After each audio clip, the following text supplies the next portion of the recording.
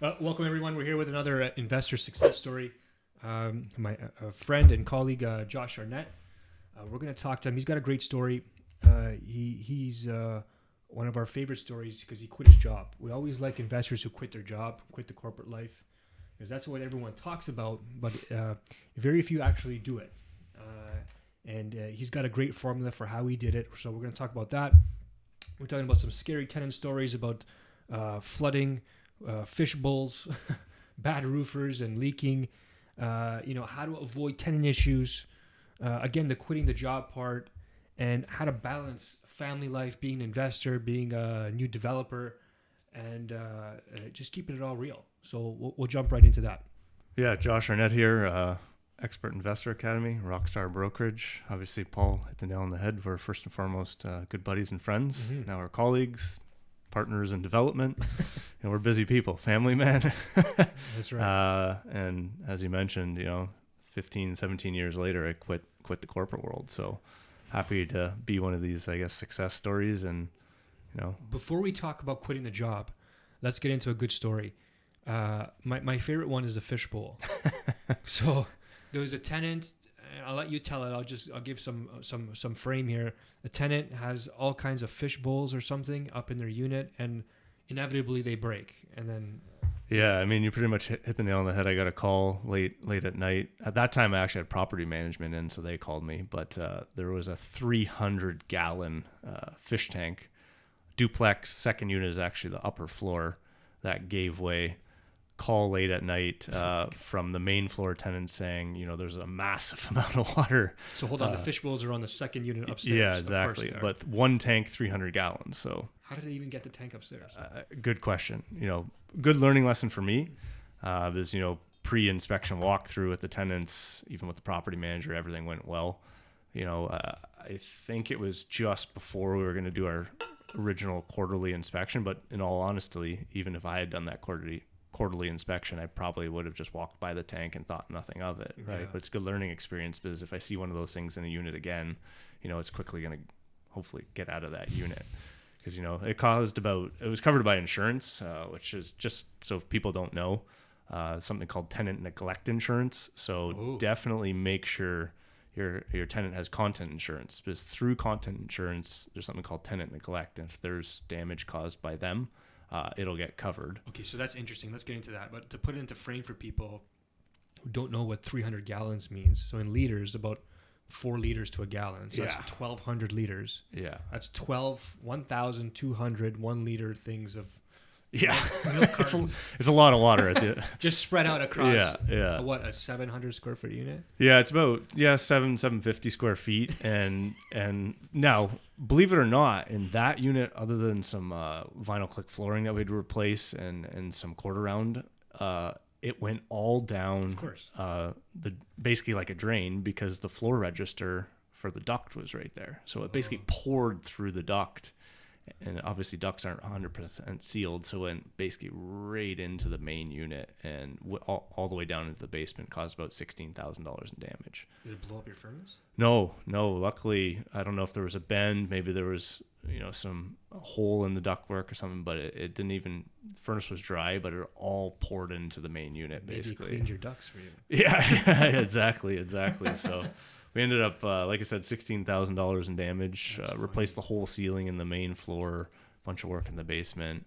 But like I said, big learning lesson for me. We always thinking cats and dogs and, exotic animals, but I wasn't thinking fish tanks at the time. Bowls, yeah, exactly. So that's a good one. So we want to make sure the tenant has tenant or contents insurance, which could also be called tenant insurance.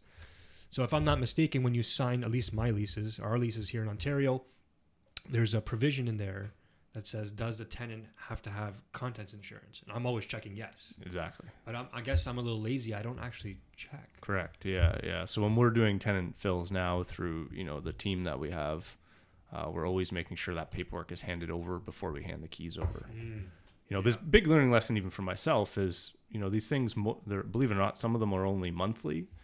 And a lot are annually. So are we checking up, either monthly or annually to make sure those people are renewing as well, they right? Could just cancel it, right? Exactly, yeah. Right?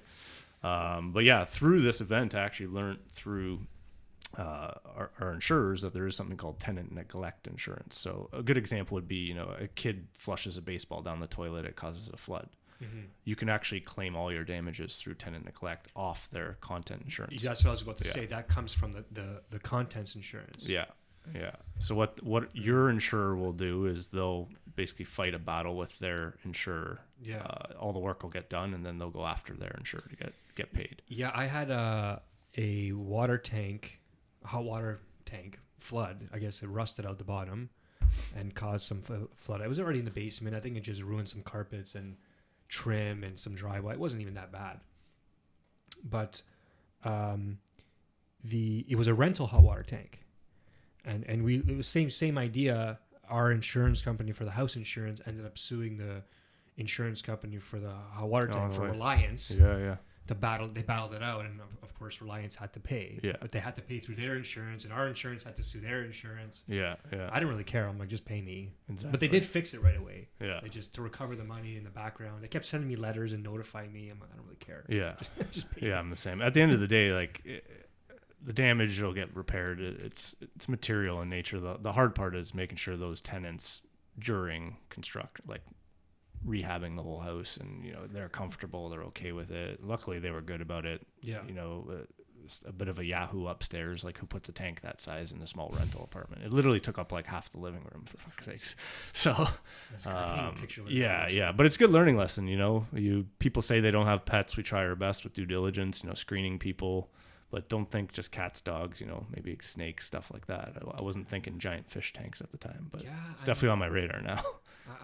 I'm not against pets. Like, it's obviously a red flag. I mean, I've had dogs before. You have a dog. Like, I'm not against it, but I do ask them to sign a waiver saying that they are responsible for pet damage, you know, if there is a pet involved. Exactly. Right? And I think tenants are aware of that too. Like, a lot of times, I don't know if you feel the same or see the same. Like, when they make an application, they're like, "Oh, we have 3 dogs. Is that going to be a problem?" Like, they're already coming forward and telling you. Right? I appreciate the transparency, but in the back of my head, yes, it's going to be a massive problem. I mean, I guess for most people it is, because they're like, man, I'm on, the landlord's on the hook eventually. Exactly. For me, I'm a control freak too. So at the end of the day, like I appreciate the transparency. It doesn't mean I'm not going to select that tenant, but you know, with every animal that comes in, you're obviously losing a bit of control, right? Yeah. And especially, I focus a lot on young professionals going into my units. So my mindset is already, you know, 2-3 years max in and out, get my rents up, you know, get my return up. So, you know, if they're bringing in a bunch of animals and damage is going to go up through the roof in a short time span, you know, that's tough to pay off. Whereas, you know, single family home, you know, you put a family in there, 12 years later they leave and there's some damage, no problem. I haven't done much for 12 years other than general maintenance, right? Yeah, right. So luckily I find with the young professionals that we're placing in a lot of like my units or, you know, our clients' units, a lot of people aren't coming with pets anyway. You know, they're busy working, they're on the go. Or they have a cat or something. Yeah, exactly. But there's a lot to talk about there. I mean, and to frame it, I mean, I'm an investor. You know, I have many properties. You're now an investor. Your investing helped you quit your job. So, you know, your tenants are essentially, you know, your clients, right? Correct, yeah. So it's important that you choose good clients that are not going to give you a ton of problems. Yeah. Because we all know although we provide an essential service, you know, the laws that govern what we do in landlord and tenants, they're severely tenant biased. Exactly. Call it what you want, but that is what it is. So we want to pick the right tenants. It's important for your business. It's important to keep you retired. Exactly. Yeah. So don't want to go back. That's for sure. No. So I put a lot of emphasis on it, and I made mistakes early. I mean, I started young, and I remember I had a student rental, and like I go, you know, Laura, my wife, would take care of the ads, and I'd show up, and then I'd meet a bunch of people, and you know, I was like, what was I, 20, 26, 27? I was doing this, so I'd meet a bunch of these kids, and you know, I befriend a couple of them. Like, yeah, these are good guys. But little do I know, like, these guys are drug dealers selling weed. Yeah. And I don't mean to say that I associate with drug dealers, but they were just cool dudes. I'm like, hey, you must be great. Yeah, right? Happy to rent to you. Yeah. Yep. Those are the mistakes I made. But I quickly learned that, there's a certain profile of people, students or otherwise, that are the best fit for the house. And I don't think you're doing anything wrong by being selective, because in order to provide an essential service and clean, affordable, nice, quality housing and follow all the rules, you need to have people on the other end who are willing to do the same also. Exactly. Right? Exactly. What's your kind of selection criteria? How do you go about that? Yeah, and I think just to preface, like, we're talking a lot about multifamily because that's what we specialize in. I specialize in, most of my clients do, right? So we're talking about multifamily, you know, your minimum 2 units could be 5+ units, you know. So the reason I like the young professionals also is, you know, they're on the go a lot. They're working, tends to keep that noise level down, disruption down. But really the big one is in my mind, I say, you know, if you're a young professional, meaning you're likely working a corporate job, or you're a young professional and entrepreneur, you know, especially these days with social media, your face tends to be everywhere. You know, they're on LinkedIn, so it's a first check. You know, we do a pre-screening document. You know, what are you all about? What's your credit score? You know, but anybody can fake that. But in my mind, I say to myself, if you're a young professional, you know, you've got your face slapped on LinkedIn, your whole history there slapped on LinkedIn. Mm-hmm. You know, and you're, say, moving to Hamilton or Welland, you're likely transitioning somewhere in your job and you're trying to work your way up. What's the likelihood you're going to try and screw the landlord over of rent? Yeah. You know, it just, it's not a good stigma. And I think with young people coming out of school, you know, they've got a degree, they've got a college diploma, they're trying to work their way up. They're transitioning in their career. You know, we're not talking downtown Toronto here where they may live for 12 years. Hamilton, St. Catharines, Welland, KWC, you know, they may only be there 2 or 3 years. So what's the likelihood they're going to mess around in a 2 to 3 year period when, you know, they might be moving anyway to a different town, you know, city, country, whatever. It's a safer bet. Exactly. So as much as we do all the pre-screening, you know, look at things like credit check, credit history, bank account statements as much as we can, you know, obviously do a lot of interviews, social media checks. You know, to me, that job classification, you know, more of the corporate young professional. And when I say that, I mean like age 23 to 35. That's like our bread and butter. If we can put those people in our units, our multi-units, perfect. You know, both from a number standpoint, you know, in and out a couple of years, get my rents up, but also from a risk standpoint. If I can de-risk it, then I can sleep at night. Yeah. Because like I said, I'm a control freak. Last thing I need or want to have in my head is, you know, I got some Yahoo in one of my units. That would drive me nuts. I wouldn't sleep. Absolutely. And the point of all this is so you can learn the easy way instead of learning the hard way like I did. Yeah, yeah. Josh seems to have less tenant problems than I did when I first started. And the other thing I should say is, you know, we're probably, and when I say we, my wife and I, but also as a team, as we do a lot of placement services now as kind of a turnkey for our clients, you know, I teach people, and even myself, I remind myself, it's okay to be vacant for a month, 2 months. Heck, even on my own property, it's never happened. But if it took me 3 months, you might say to yourself, yeah, but that could be like $6,000 you'll never get back.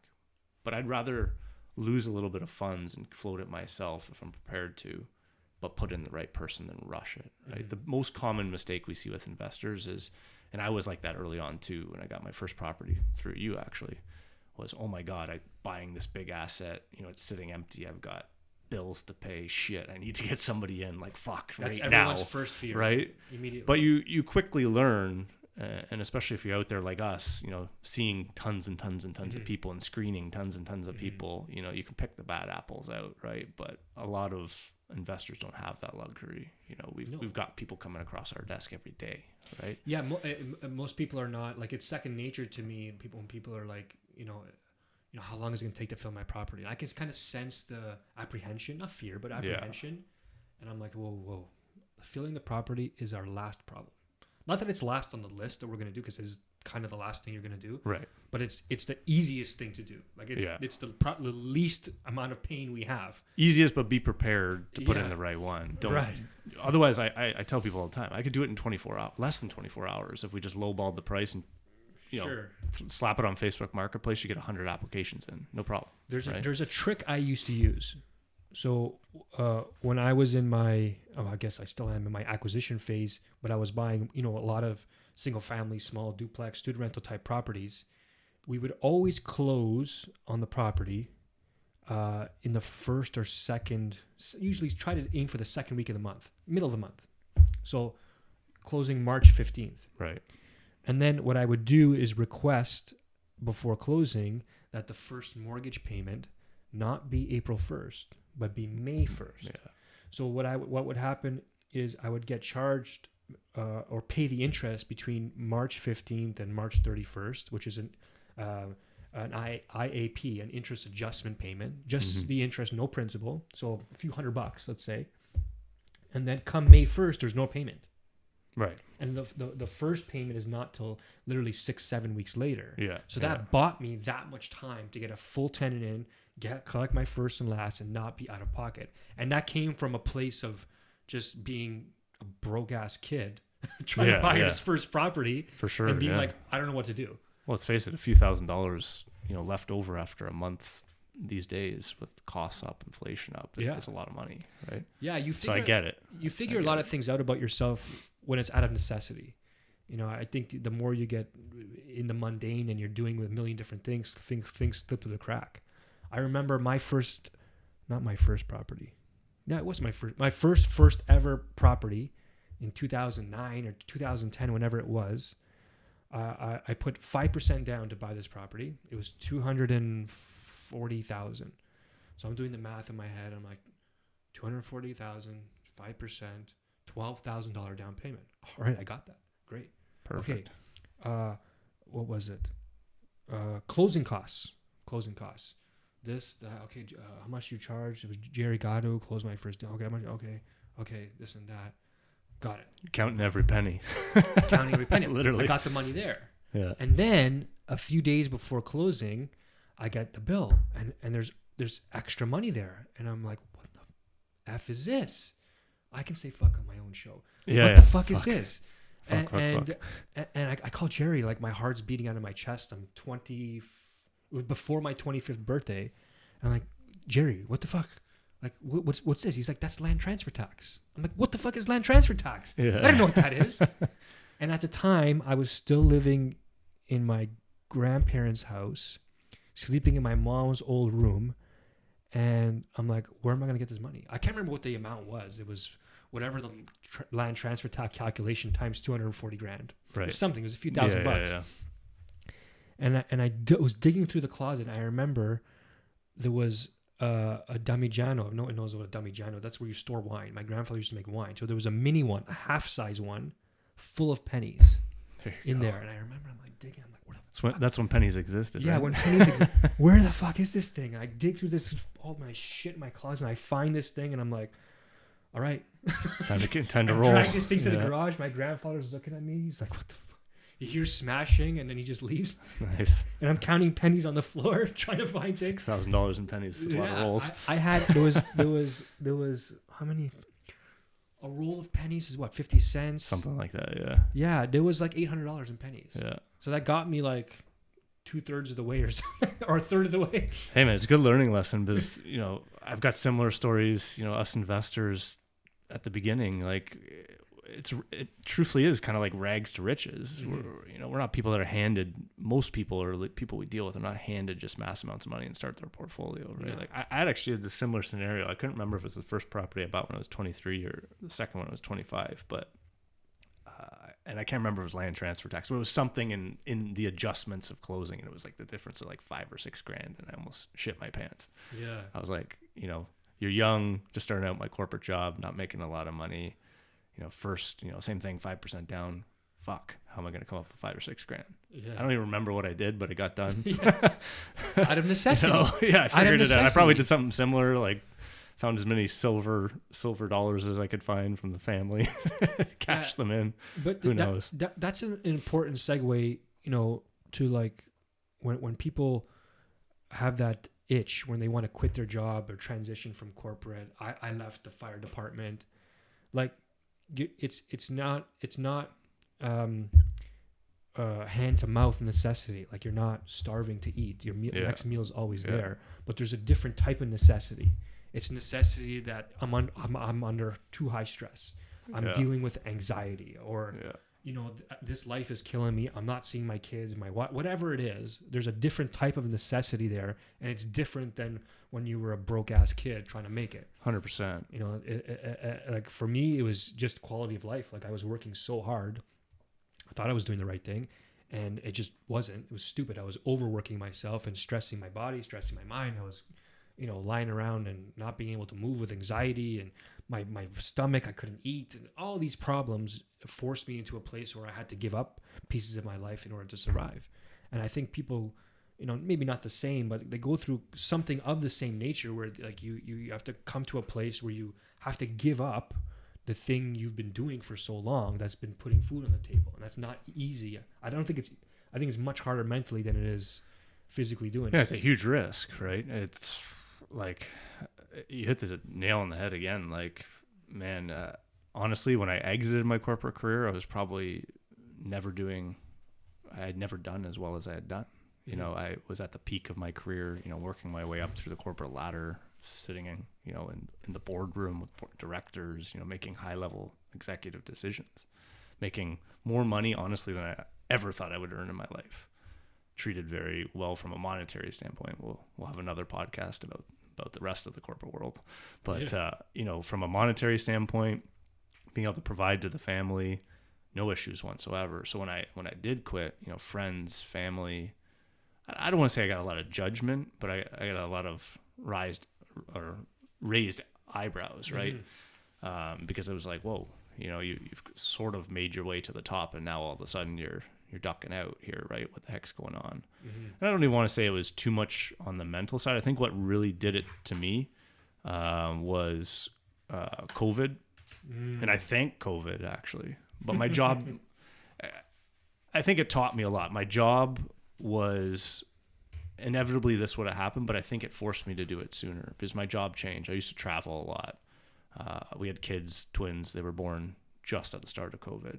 All of a sudden now I'm at home. My job changed from this being, face to face with people, sitting in boardrooms, I'm a social person. I'm a little old school like that when it comes to, getting things done. I don't like being behind a computer screen. And all of a sudden now you have to become a Zoomer. Yeah. Now all of a sudden I'm on Teams and Zoom 14 hours a day. And to make matters worse, I'm coming down at 6 p.m. pissed off, and I see 45 minutes of my young kids and they're going to bed. Mm-hmm.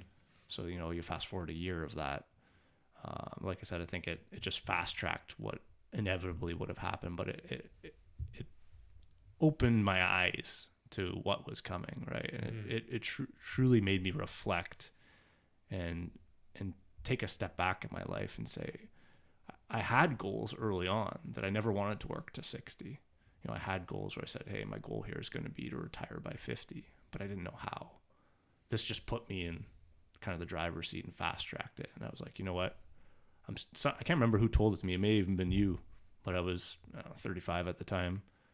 You feel like you're old at 35, but you're not. You're still in the prime of your career. But it is true. At that point, I was still young enough to take that risk. My kids were young enough to take that risk and give it a try. And I know I'll work my ass off, and I can provide, and I'll put money on the table, and I'll get it done. But at least I had that ability to try, and I was willing to take the risk. I can't say I would do that if I was 50. If the tail end of your career, it might be a different scenario, right? Same thing if you're early in your 20s, you don't have a lot going. It's harder to make that leap, right? Yeah. So I've spoken to a lot of people in that 50-year range.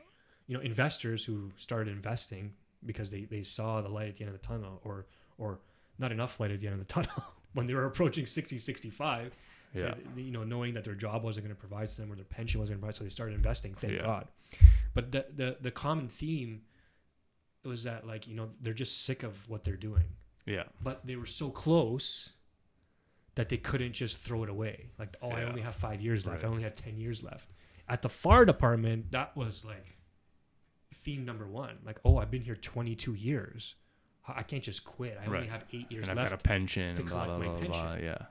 But, and I'm not saying anything bad about the fire department, but some people get locked in and they get their soul sucked. Yeah. So you have to ask yourself, like, okay, you have this pension or this thing, this pot of gold at the end of the rainbow that's coming at some point in some time, but you're almost trading a piece of your soul for it. Yeah. And I definitely felt like that by the end of quitting and through COVID. It's not worth it. But I'm thankful, actually, for COVID. As much as we won't get into that topic. That's another podcast. Yeah, but I don't want to get angry. In a way, I'm thankful because maybe it would have taken me another 10 years to figure that out. Maybe I would have never figured it out, and I would have been 65 saying, fuck, I should have made a move when I was 35. So, but in hindsight now, and you know what I've been through, now it doesn't feel like work. And my dad, it's funny, my dad and my grandfather used to always say this to me, do something you enjoy. And you're like, you're young and you're cocky and you're naive and arrogant and you just want to make money. But I never truthfully loved my corporate job. I was good at it. It made me money, but I didn't like it. Yeah. And in hindsight, I hated it. But now I work and it's doing investment real estate and development. It's a passion of mine. And now it doesn't feel like work. Well, guess what? All of a sudden my health got better. I'm down 20 pounds. So I wasn't a tub of lard, but my body fat was up. I wasn't eating as healthy. I'm traveling around. Now I've got a pretty strict diet. I've dropped weight. We did a Spartan competition. I just feel good. So I wake up with energy and I wake up happy. It doesn't feel like work. So guess what? That then filters down to the family. I got more time for the kids. I'm spending good time with the wife. We're going to the cottage. I feel like I got life back. So there's also, like you always say, the return on lifestyle, right? So I was at an event in mid 2023 for men mostly, a physical challenge, mental challenge called a Modern Day Nights. You can look it up on Instagram. Really cool, by the way. Yeah, tell them I sent you. Wicked. I'm not even going to begin to describe that right now. But on one of the evolutions, we're in the water and we're doing the Navy SEAL exercise where you have the waves kind of crashing over your head and you can't breathe for a few seconds. So your natural inclination is to raise your head, obviously, so you can breathe. And, and one of the instructors, let's just say big, mean looking guy that you wouldn't want to mess with, steps right over me, looks into my face and says to me, choose pain or regret, and not that nice. Yeah. In the moment I chose pain, and I literally dunked my head back under the water and finished it, and it was great. But later he explained the meaning, and it's like you hit these forks in the road in life, and you have to overcome short-term pain in order to get the prize or whatever it is that you're looking to accomplish or do. But most people don't do that. They choose the easy path, and at the end of that path, you get regret. Right. I should have. I could have. Yeah. I wanted to.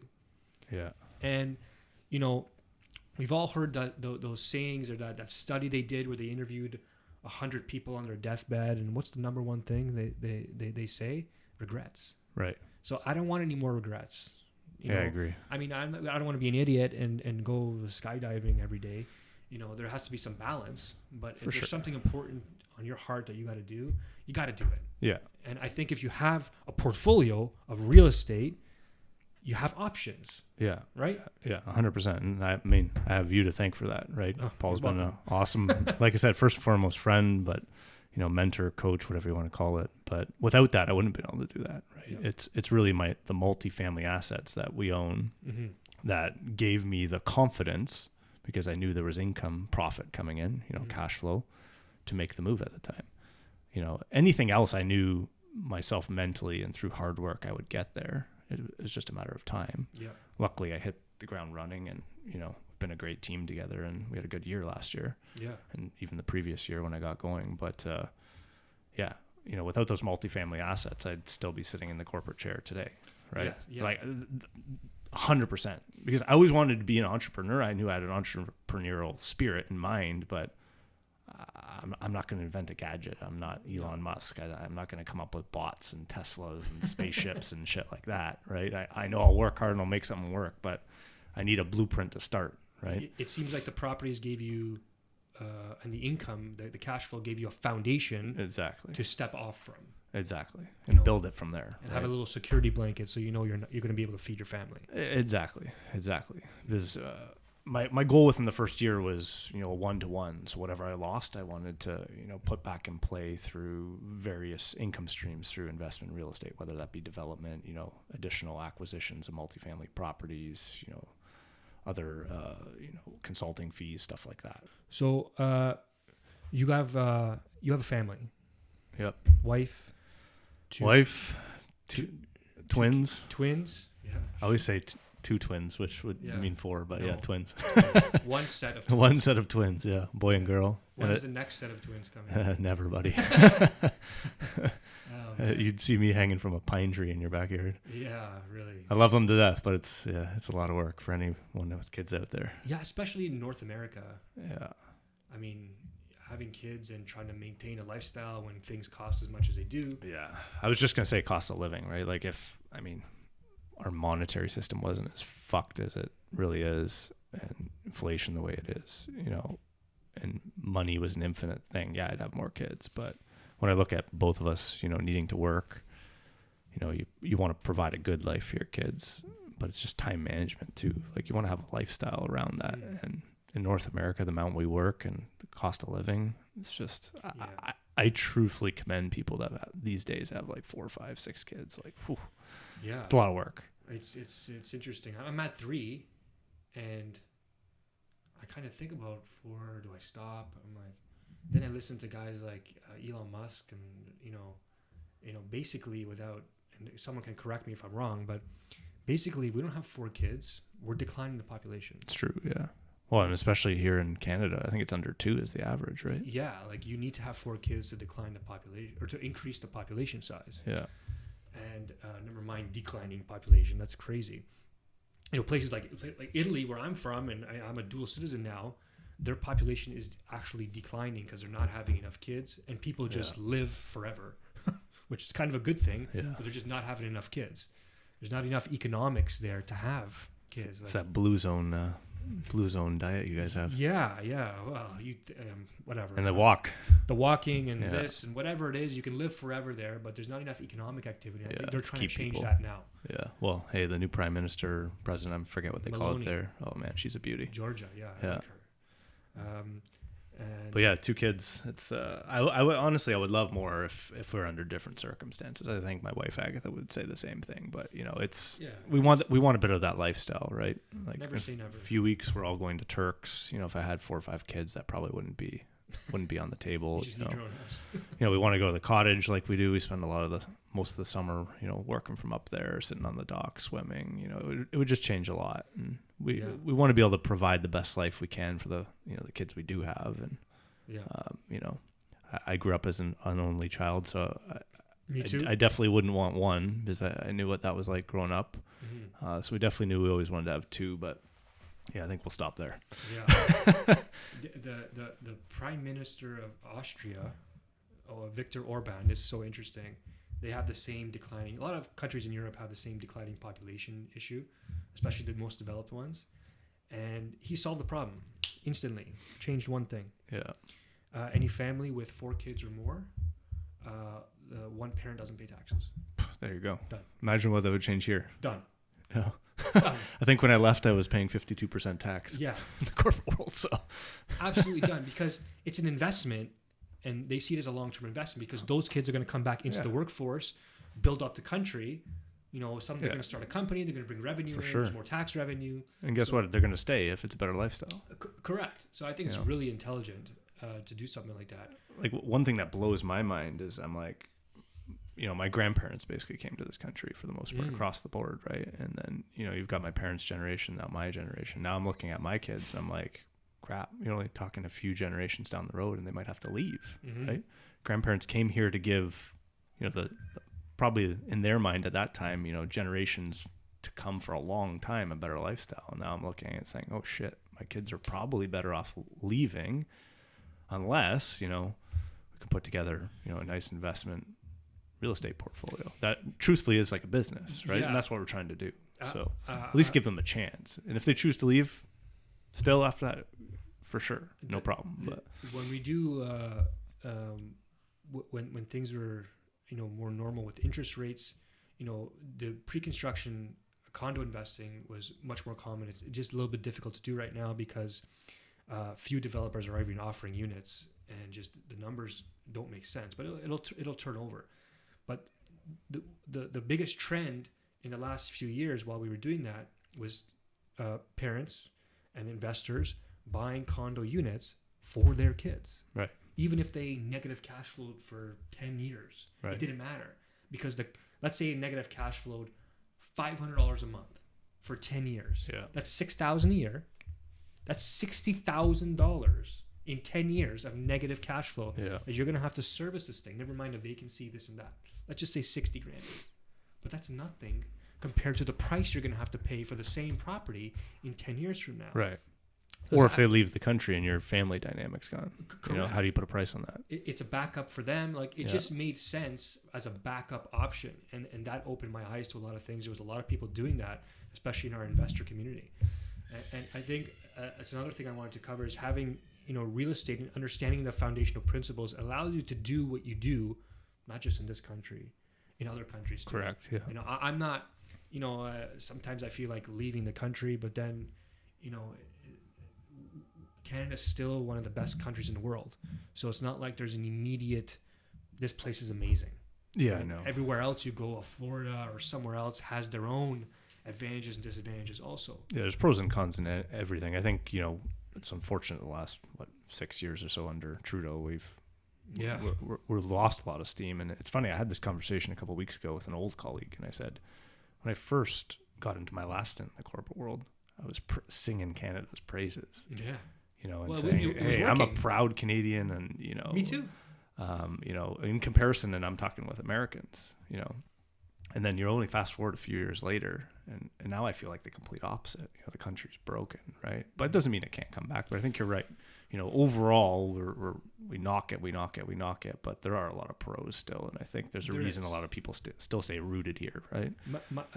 And rooted is the right word I was wanting to use. Is that I don't think it's about picking up and leaving, especially with kids. I think it's about creating options, right? Which is why we got a second passport. Yeah. Why we have some international properties. Why we're looking to a few other places to have international properties, because you don't want to have roots just in one place anymore. It's actually it could be a liability, right? Whereas if you have options, you don't have to unroot yourself and leave. You can just shift, right, and shift if you need to. Yeah, I think that's a better plan. Yeah, and as you know, my wife's Agatha's Polish. She's a citizen. We're looking at getting the kids Polish passports now. 100%. I think she's got the appointment on the 18th actually. Yep. So we're going through that process. For me, it's going to be a bit more complicated. I'll probably have to go the EU route through Britain and Scotland and things like that. But what I say to people is it gives you options. If God forbid a lockdown happens again, I can show up at the airport with that other passport, and they got to let me leave. Peace. Right? And it just, you don't know what could happen. If anything, I've learned in the short time of being on this planet, almost 40 years, it's crazy to say, is you don't know what's coming, right? No. We grew up in the, 80s through the 90s mainly, right? Early 2000s. It was what felt like a calm period, right? And, mid 2000s forward here, it seems like every year is accelerating and getting more and more hectic, right? So you don't know what's coming, so prepare, right? Yeah. And same thing going back to our initial conversation, de-risk it, right? Tenant situation, de-risk it. Young professionals, same thing in your life. We're setting up a portfolio, taking de-risk moves, and we may have to employ those 5, 10, 15, 20 years down the road. Hopefully never, but at least we're prepared. When I make decisions that way, I think everyone should do this. I think does. And you try and look at the advantages and disadvantages. What's the good and the bad? Right. And getting another passport, the only bad I could see was the pain in the ass of doing it. Yeah. And the cost that came along with it. Yeah. But even if I don't move or ever buy a property, in Italy, that's fine. My kids have the passport. They can go to school there. They could move there. They could take a job there. They have access to all the EU. Like, there's really no downside. Yeah. So I think it's important if you look at it like an asset in your portfolio, it changes things. It's not just, I have to do this out of fear. I'm doing this because it's going to serve me at some point, even if it's a little bit in now or sometime in the future. And my kids are going to have amazing options. Yeah. I mean, we always say it, we're always so focused on ROI. It's not, but as much as I love numbers and I love money, it's not all about that. It's return on lifestyle too, right? So that, you're getting a return on lifestyle, but by making that move, putting that due diligence in and making it happen, right? Yeah. And we just came back from a trip in Florida, hunting down land and properties, and there's ROI there, but that's a lifestyle move, and I think that's the beauty about investment in real estate, is you can choose to naturally migrate, as your portfolio builds into more lifestyle choices or not. It's truthfully flexible, right? You can choose to buy one property and your goal could be just to fully pay off that property and enjoy ultimate cash flow on it, or you could keep leveraging and keep building and start adding lifestyle components. And it truthfully is like a custom business plan, and that's what we do, right? We put custom business plans together for people. I think that's what separates us from other people, in that we're realtors and that's how we transact, but I don't if someone calls me and says, "Hey Paul, are you a licensed realtor?" I tell them I'm a janitor. Like, I'm not I actually hate when someone calls me a realtor. And it's not a knock on realtors. I just don't feel like one. Exactly. I have my license, but I don't feel like one. I don't think that's the main benefit we provide. No. Whereas the more transactional type realtors, that's all they provide. Like, hey, I can do a transaction for you. I think our expertise, you've had a lot of expertise taking yourself from here to there, raising yourself up. And I think a lot of people want to go on that path, so you can guide them. And the same for me. Yeah. Right. And our consultation, our coaching, our mentorship, that's what people want on their journey to be an investor. Yeah. And I think that's where we provide the most value. Yeah, exactly. I mean, I always say short, medium, long term, right? We put together a short plan, 1 to 3 years, medium 3 to 5, long 5, 10 plus years, right? We're truthfully talking at that level with most of our clients, putting a business plan together and a life plan. I shouldn't even say a business plan. It's basically like a generational life plan. Yeah, a lifestyle plan for sure. So let me touch on one thing, and then we'll go into the marketplace here. We've been talking about return on lifestyle, and if you don't know what return on lifestyle actually means, think about ROI. You know what that is, return on investment. So if you buy a property or you buy a stock for $100, you sell it for $110, or you make $10, that's a 10% return on your money. It's a 10% ROI. But with real estate, there's a lifestyle components that you get, right? You get cash flow, you get to live in different countries if you invest outside of the country. If you have a cottage, you can rent your cottage and still use your cottage. There are different components of real estate that provide a return that are not easily calculable by straight numbers.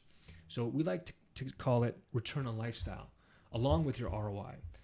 If you're building a portfolio and your portfolio is giving you stress, if you're getting calls all night because toilets are leaking or your tenants are terrible, but you're making money, that's not really return on lifestyle. You're doing it wrong. And we want to make some adjustments in your portfolio to make it smooth so you get that ROL. The point is to get ROI so you can enjoy ROL, right? The ROI is the pathway to the ROL. I want you to enjoy your lifestyle. So if your portfolio is not making your lifestyle better, then we're doing something wrong. We just need to make some adjustments to focus there. So I hope that makes sense. The market here, Southern Ontario, that's our kind of primary market. We have some secondary markets we deal with outside of Ontario, in Calgary, Florida, some in the Caribbean, but mostly our business is here. What are you seeing now, and what do you see coming for 2024? Well, yeah, it's a good question. I mean, I think definitely 2024, we're hearing with the U.S. Fed between 3 and 6, decreases, interest rate next year. Mm-hmm. Starting to see a lot of the investors lean more towards the 6. If the most consistent thing about the U.S. Fed and the BOC here is they're inconsistent. So we know it's coming. So does 3 mean actually 6, or does 6 mean 8? I don't know, but we know it's coming. But my biggest fear, and I'm telling everybody this, is your window now here in Southern Ontario and Canada, for that matter, is actually closing. Over the last couple of years, since rates have been high, I actually look at it as a positive. Yeah, your cash flow might be suppressed, or you might be out of pocket a little bit if you've invested wisely. but your chance of doing due diligence on the property is going to disappear. Will it be overnight on the first decrease? No. But competition is slowly going to come back. You can't bring in 1.1 million people to the country every year and expect that supply and demand is going to be in balance. It's been out of balance and it's going to continue to be out of balance and get worse for the foreseeable future. So we know what happened in 2019, 2020, early 2021. Competition, bidding wars. Well, guess what? You're not doing pro forma analysis and understanding your numbers when that's going on. You're not getting vacant tenancy, which is a biggie, for setting up your business plan. You're not doing inspections, probably not getting a financing clause in there, and you're doing a whole lot of, guesswork with the blindfold on, and I'm hoping I hit the dartboard and select the right property for you. That makes me nervous as an investor, also as an investment coach. Luckily we're trained and I'm still confident we can, find good properties for people. But right now, the window is still open. Get in there now. Yeah, your cash flow is going to suck. Take a variable rate, chase it down. Get in, control your destiny, right? Then sit a bit tight when the market starts going haywire the other way, and then read it as best you can on when the next time to buy is. We all preach it is truthfully time in the market. You can't time the market, but I think we're in a bit of a volatile period here where we can have an educated guess on timing the market because we know the decreases are coming. The economy can't withstand the way it currently is, so decreases are coming, right? I don't know, man. I know we got a lot of investors sitting on the sidelines. We're going to have a lot more that want to buy in the next, wave, but it's going to be tough. It's going to be tough. I've been doing this since 2010-ish, since I've had my real estate license, and I find each kind of market shift simply closes some doors and opens other ones. Like different opportunities open up. For sure, yeah. So where the market might be tighter in terms of buyer activity, meaning maybe the same or maybe a little bit more inventory, but double the amount of buyers, so it's more difficult to acquire, there'll be more investment strategies might open up. I find when markets shift, and I've been doing this since 2010, almost 14 years now, that when some doors close, other ones open. Like opportunities become less viable as the market shifts, but new ones open up. Yeah. Well, and hey, let's face it. It's what's also going to open up, because the rates are so high right now and the stress test is so high, is even the ability for people to qualify and get in the market. Yeah. So when I say that, I should preface it by, like, if you're qualified to buy now, you've got the money, and you're making that decision, like, should I buy now or wait 6 months? The answer is clear to me, like, get in now. You can control your destiny a bit better, but 100%. Like, there's a lot of people that don't even have that option right now. Yeah, I find people are just still fearful, and I don't blame them. I was fearful too. I just know from past experience that you have to pivot, and even if you cannot acquire now because you've been booted out of the qualification range because rates have come up. Now listen, don't feel bad. I can't qualify for mortgages either right now because I have too many. So I'm on B lending or commercial lending or whatever.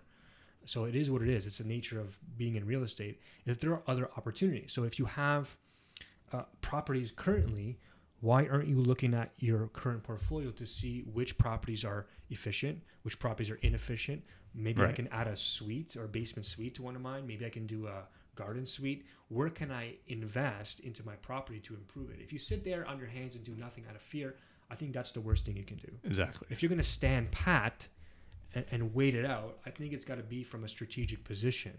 For sure. Right? Yeah. And if you're stacking cash, that's okay too, but have a plan to use it. Otherwise, you're going to get destroyed by inflation. Yeah, 100%. So I'm always an opportunist. So good market. In the last, this whatever market you want to call this, I've acquired 3 properties, and because there was good opportunities, like opportunities landed in front of me, and I'm like, how do I say no? Right. You just brain dead. Good you gotta deals. Be ready for sure. Yeah, and I think as the market shifts, every time there's a shift, there's another opportunity. Yeah. And other strategies open up. Yeah, I guess one of the strategies we employed in the current market was, we saw things a little bit slow on the development side, right? So we saw interest rates going up. A lot of, medium to larger size developers, put a halt on projects, right? Whereas you and I and, some of our other team members and our investors said, hey, this is the time to acquire land, right? So we, acquired a piece of land in Welland, worked with a planner and an architect. And, I think we originally went with the mindset, what we wanted, or we thought if we could get 6 units out of it, it would make sense. And, lo and behold, after some due diligence and some tiring work, we can get 10 units out of it, right? Yeah. But naturally, you wouldn't think as a developer, high interest rates, higher carrying costs, now would be the time to buy land and prepare, right? But yeah, absolutely. Again, that's that investor mindset, a little bit of a strategic mindset is, we're acquiring the land now, we're doing our due diligence. Probably by the time we build, rates will be down. If not, we still did the math, ran the numbers, and it would make sense to build, it's right? still profitable. But we had no competition. We picked up, I'm not going to say the exact number, but we picked up this piece of land for a very good price, and we can either set ourselves up or an investor up, with a nice return. But that's being active in a market. And I think you just hit the nail on the head is, you pivot depending on the market, right? If you're sitting on the sidelines doing nothing, not even evaluating your portfolio, that's not a good place to be. But the market's going to always present opportunities. It's about selecting the good opportunity and, moving forward. And we did that with our burger site development. So we're pretty excited to launch it. Maybe another week here. I think that's the definition of what a good deal can be and should be, is that not how much money you could make, but how much money you'd likely make even in the worst scenario. Right. And if that's still a good number, like it's a home run wrapped in a grand slam. Like you can't, it's a no-lose situation. Exactly. Those are the best kind of deals to do, especially in tougher or more volatile markets. Yeah. All right. So I'll put you on the spot. I mean, what's your number one best advice for anybody, who's sitting in your position? Doesn't matter age, 30 to 50 years old, who's... You don't even need to finish that sentence. Just act. Do stuff? Act. Like, it sounds cheesy, and it's simple one word, it's act. But too many people, I find, including myself early on, you want to think of a million different scenarios. It's a process, not an event, right? One step at a time, but you have to act. There's so many people I talk to, friends, family, sitting, maybe sometime, I would love to, but you just got to act. Sitting Idle, sitting on the sidelines. It's not the perfect time. The rates aren't the perfect. But it could be a million different things. It could be fear. It could be, they think they don't have the equity, but they're at the same time not willing to come to the table to let you explain it to them. The most common one I hear is perfect market conditions. Well, it's like we do say, it is time in the market. It's not timing. Yeah, you can make strategic decisions around, using some information you have to try and time it to a certain degree, but you have to freaking get in the market to get started. Yeah. And there's just act. Yeah. And again, when we say act, we'll drag you through that process. You don't need to visualize the end business plan or the end property with tenants in it. We're not there yet. Yeah, absolutely. Act, set up that one-on-one consultation with us. We'll set up a meeting. We'll work one step at the time. We're not talking about, tenants in the property when we haven't even taken you out on an educational tour. You've never seen a multifamily property before, or a condo or a single family home, right? Right. But you got to act. You got to take that first step. And it goes back to the initial part of our conversation around assess your level of risk. If you consider yourself a low risk person or a high risk person or a moderate risk person, it doesn't mean just because you're low risk doesn't mean you can't act at all. Mm-hmm. Maybe taking a pre-construction condo at the beginning is how you get your foot in the market and you get educated about it and you get comfortable with it. And then the next move leads to something else, but you acted. Yeah, you did something. You said it. The last thing we want is when on our deathbed is to have regrets. Well, if you don't act on anything, you're probably going to have some regrets in life, right? Yeah. So I agree. I think that's a good one. And then you have us here to help guide you through it. Like we said, we hate when we get called realtors. We're more like consultants, mentors, coaches, friends, right? We're here to help you. Mm-hmm. We'll help you act, but you got to come to the table, right? My biggest advice to people, if you're worried about making your first move or even your second or third move, is to figure out what your obstacles are. I mean, anytime I'm looking to set a goal and accomplish something, and I can't get there, or I try and I'm just hitting headwind, I'm like, okay, what's stopping me? Is it my own fear? Is it some skill that I'm missing? Who can I hire? Like, what is it that's stopping me? Like, for that, I'm a bit relentless. So whatever obstacles are in front of me, I want to identify them and just attack the shit out of them. Because if this one obstacle is stopping me from enjoying my lifestyle or getting to that goal that I want to do or get or earn or live, then why am I going to let that win? I feel defeated. When I love how you say that, I'm the cheesy white paper guy. Don't forget, I literally take a piece of white paper with my clients, draw a line down the middle, pros, cons, or obstacles, solutions. Yeah. Literally write them down, and you'll probably be laughing at the end of the exercise. It's a great exercise to do. Absolutely. Like, write down why you're not acting, right? I think some people don't know, and the last part about that is if you literally don't know what to do, just get help. Like, even a friend, talk to a friend. I mean, we're here, we're guides, we're mentors. We're here to, my 4 favorite words are, I got your back. Because we literally do. We're not here to help you buy a duplex and say, hey, see you later. Yeah. Like, we actually do more work after the transaction than we do during. Yeah. Because we have to make sure you rent it out, that you get cash flow, that you don't make any mistakes, that you hire the right contractors, et cetera, et cetera. It's the right property to leverage and grow to the next one. It's a win-win situation. So we want to help you set up a plan, help you do the right deal. Because if you're successful, what's the next thing you're obviously going to do? You're going to come back for more. And very likely you're going to come back to us because we already helped you. Right, exactly. Right? So if you don't know what to do, I guess by Josh's advice, do something. And if you don't know what that something should be, get help. Find your obstacles. Come to the table. Exactly. So on that note, have your goals, right? Right. What the heck are your goals in life? Figure that out. Yeah. If you can't answer that question, it's hard to act. And if you can't, right? I will shake them out of you. On that note. Hey, look at that. I heard you made a new office for yourself in your house. Oh, I did. My workout gym / office. So I wanted to give you a money tree so you can plant it and keep the kids away from it and, make it grow. So it eventually. Hopefully I don't kill it. it grows $100 bills, right? Awesome, buddy. All right. All right, buddy. Good to see you. Pleasure as always. Take care. See ya.